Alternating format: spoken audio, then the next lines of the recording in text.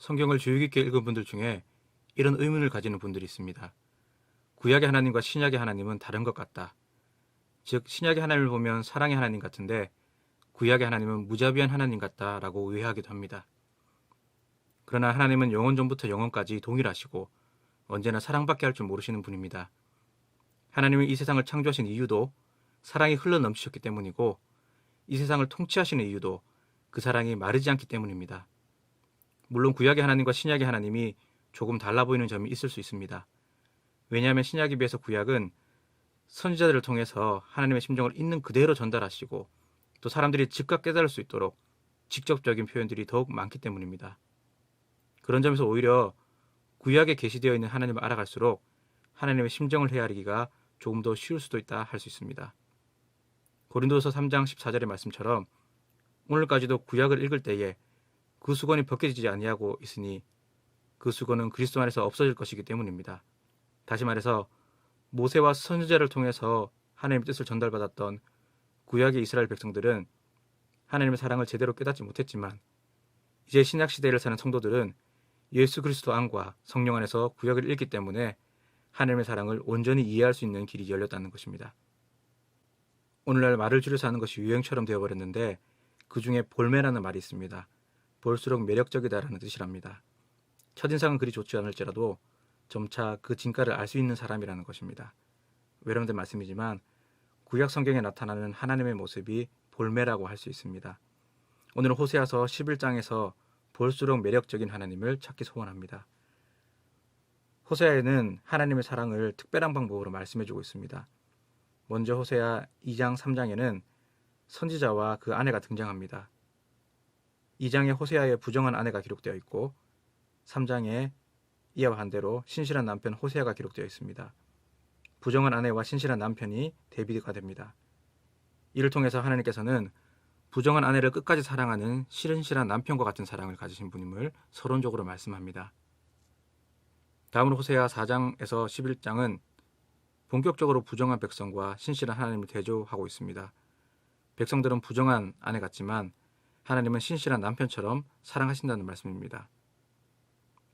이제 이어서 오늘 본문 호세아 11장에서는 하나님 아버지가 얼마나 신실하게 사랑하는 분인가를 탕자와 아버지의 관계로 말씀하고 있습니다. 이스라엘은 탕자 같지만 하나님은 신실한 아버지라는 것입니다. 호세아 11장 1절에서 4절은 이스라엘의 역사를 회고하면서 오랜 시간 그들을 짝사랑하였던 아버지의 심정이 담겨 있습니다. 1절에 이스라엘이 어렸을 때에 사랑하여서 내 아들을 애굽에서 불러냈거늘 이라 말씀합니다. 출애굽 사건을 말하는 것입니다.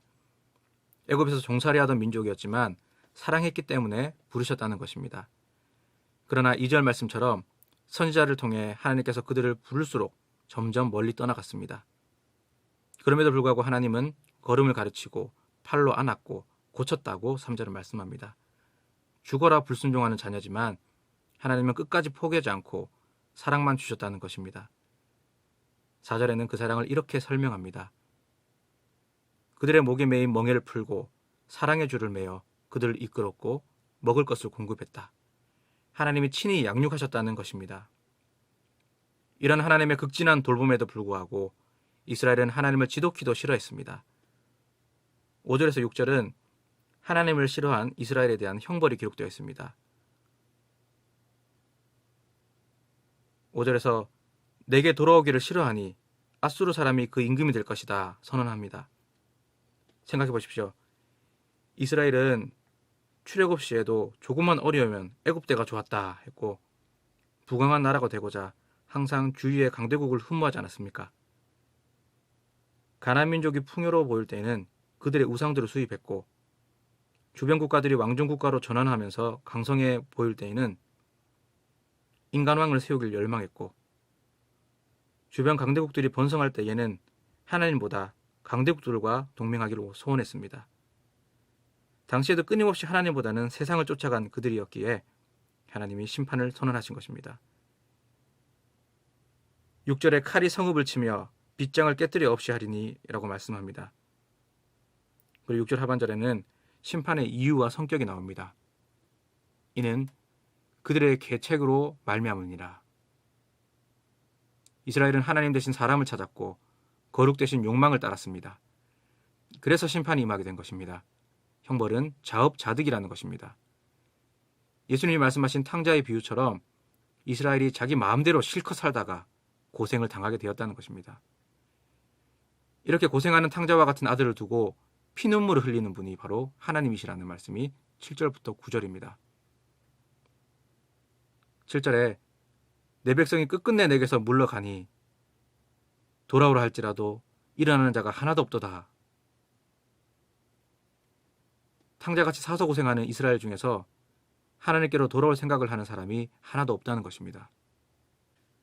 하나님께서 선지자들을 세워서 내게로 돌아오라, 하나님 품으로 들어와라 아무리 외치셔도 듣는 이가 하나도 없습니다. 그럼에도 불구하고 하나님은 탕자를 절대 포기하지 아니하겠다고 말씀합니다. 8절에 내가 어찌 너를 놓겠느냐, 어찌 너를 버리겠느냐 합니다. 또 어찌 너를 아드마같이 놓겠느냐, 스보임같이 두겠느냐 말씀하시는데, 여기서 아드마와 스보임은 소돔과 고모라처럼 그들의 죄악 때문에 순식간에 멸망당한 나라들입니다. 신명기 29장 23절에는 아드마와 스보임이 소돔과 고모라와 함께 멸망당한 나라들이라 기록되어 있는데, 아드마와 스보임은 그리 잘 알려져 있지 않습니다. 하나님은 그렇게 죄 때문에 멸망당한 무명의 도시들처럼 이스라엘을 취급할 수 없다는 것입니다. 8절 하반절을 보면 오히려 마음속에 긍휼이 온전히 불붙듯 하도다 말씀합니다. 공평과 정의로 다스리면 이스라엘 백성을 벌써 불태워 죽여야 하는데 너무 사랑하기 때문에 내 마음이 바짝 타들어간다는 것입니다. 그래서 9절에는 맹렬한 진노를 나타내지 아니하겠다 말씀합니다. 탕자와 같이 제멋대로인 이스라엘 때문에 속이 새카맣게 타들어가지만 그 맹렬한 진노를 쏟아내버리지 않겠다는 것입니다. 어떤 사람들은 구약의 하나님이 무서운 심판자라 생각합니다. 그러나 하나님은 창조시부터 호세아 시대까지 한 번의 사건을 제외하고는 그 진노의 심판을 온전히 쏟아내신 적이 없습니다. 구약 시대에는 딱 한 번 노아의 시대의 전지구적인 홍수를 통해 물로 심판하셨습니다. 그리고 약속하시기를 다시는 물로 심판하지 않겠다 하셨습니다. 그래서 호세아 시대까지도 타락한 자녀들에 대해서 진노를 스스로 삼키실 뿐이었습니다. 그러나 베드로후서 3장 7절이 말씀하듯이 이제 하늘과 땅은 그 동일한 말씀으로 불사르기 위하여 보호하신 바 되어 경건하지 않은 사람들의 심판과 멸망의 날까지 보존하여 두신 것임을 기억하길 바랍니다. 세상의 온갖 죄악에 대해 길이 참으신 하나님께서 그 진노를 온전히 쏟아붓는 그날이 있습니다. 하나님께서는 그 진노를 죄악으로 칠번복된 탕자들에게 쏟아부으셔야만 공평하지만 오히려 당신의 아들이신 예수 그리스도께 그 진노로 쏟아내셨습니다. 노아도 모세도 이스라엘 백성도 또 우리 역시 예수 그리스도의 공로로 구원을 얻은 것입니다. 그러니 이 은혜를 꼭 붙으시기 바랍니다. 이 은혜 안에 들어가시기 바랍니다. 또 세상에 대해서 주님과 함께 온전히 죽으시길 바랍니다. 호세아 선지자는 북이스라엘이 가장 번성했던 여로보암 2세 시대부터 북이스라엘이 멸망한 뒤까지 무려 38년간이나 이 메시지를 전했습니다. 멸망한 뒤에도 사역을 하였습니다. 이 세상의 어려움이 끝이 아니라 진노 뒤에 다가올 새 나라를 기대하라는 것입니다. 우리의 삶도 언제나 이 부활의 영광을 기대하길 소원합니다. 항상 하나님 안에서 영생을 누리며 사시길 축원합니다.